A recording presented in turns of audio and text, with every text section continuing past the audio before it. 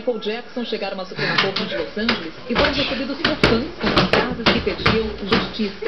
Nessa camiseta, Donald Murray é chamado de Doutor Morte.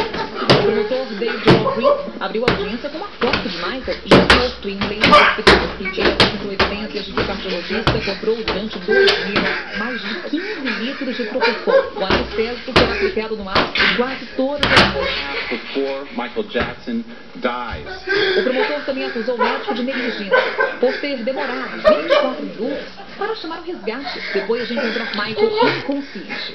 Também foi divulgado um áudio de Michael Jackson encontrado no celular do médico. O cantor aparenta estar sedado e fala sobre a expectativa em relação à sua próxima turnê. Olha o negócio ali.